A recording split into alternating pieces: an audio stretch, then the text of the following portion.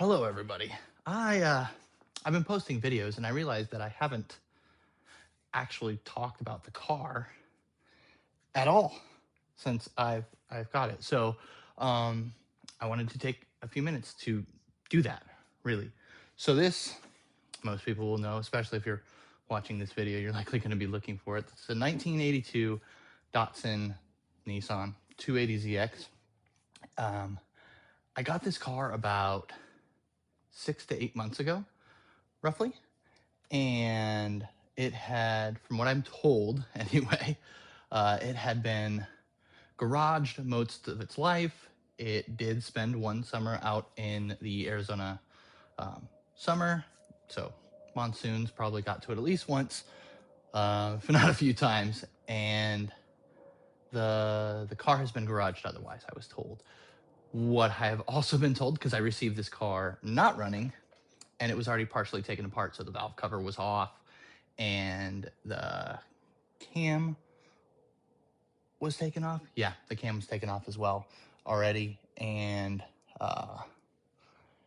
it had some parts, but it does look mostly together, and I believe I had most of the parts for it anyway, so I already started taking part of it apart, as you've seen in the previous videos. But I was told that it skipped a tooth, and but before it skipped a tooth, the head gasket had been replaced. So tearing apart, looking into it now myself, I don't know if that is the case or not, but because the head gasket looks like it was pretty heavily on there, um, and it was pretty heavily stuck on the cylinder head as well. So I figured I would take a little bit of time to walk around the car. Obviously, you'll see it taken apart already.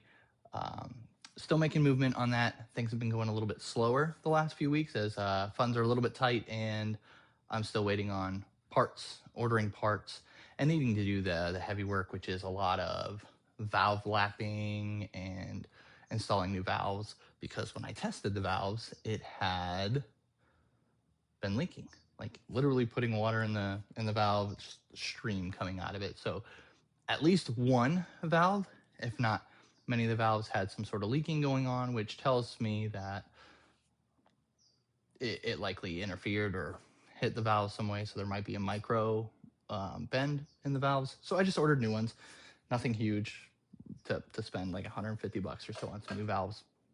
I'll have peace of mind knowing that that'll be done.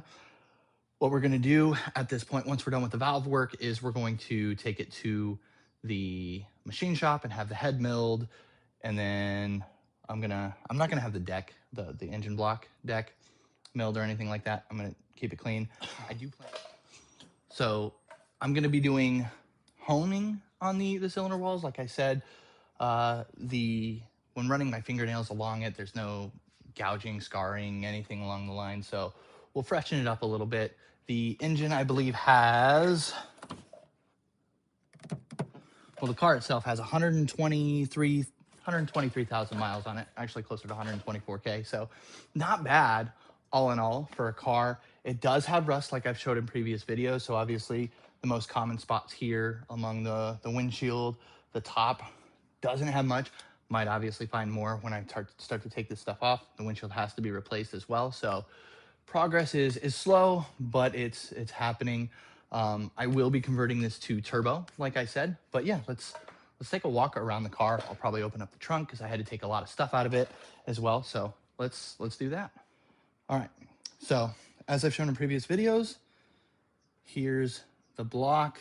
I'm gonna have to clean it up. Pistons really don't have a lot of carbon on them. As you can see, they look pretty decent. These are the cylinders that had a little bit of trouble. These two middle ones. But the outer one's not too bad. So yeah, running a hone on it won't be too bad. The AC compressor totally spins. I have my thing left on the the crank there for spinning it. But yeah, it totally spins nicely. Obviously have a little bit of noise here, so we'll see how that plays out. The rack probably needs repairing as well, but I'm gonna focus on all that stuff later on. Here's a bit of the engine already. Power steering pump, all that fun stuff. I did order out a Pro Tuners exhaust manifold for it. Here, it's got a few dents right here, obviously, but I mean, it's pretty, honestly, it's pretty straight car. I did see a little bit of rust under it. One part in particular that looks pretty bad is right here, but otherwise, the rest of it, so yeah, I am showing the underside of it here. I don't know how bad it looks otherwise, but we'll take a look inside in a minute here. Here's the outside under here.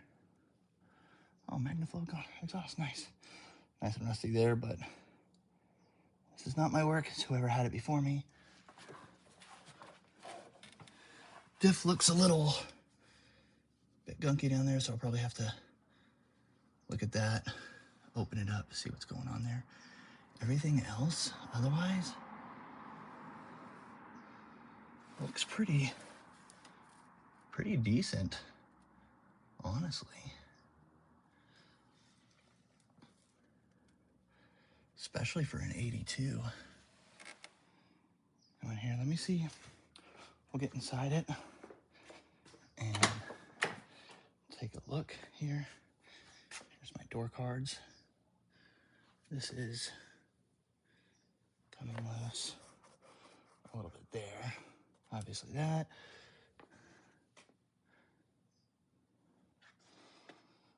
Let's go here.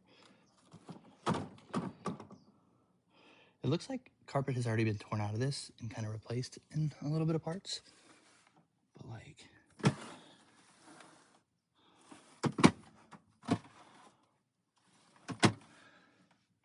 this thing's pretty, like, it looks pretty good.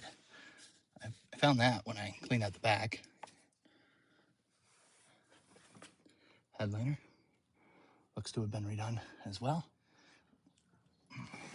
Take it out. This is, looks like the spot where rust has gotten into it the most. I'll obviously need to clean that up. And then inside that fender well, it looks like it as well, but looks to be surface rust down there. The worst of it is right here.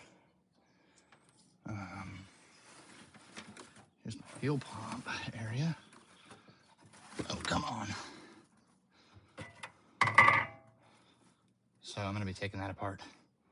Afraid to see what's in there because it sat for a very long time.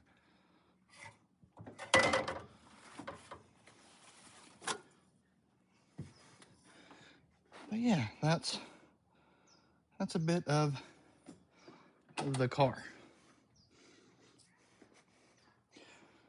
So now you see what I'm working with. Obviously have the hood on top. I don't have much in the garage in terms of room, but yeah.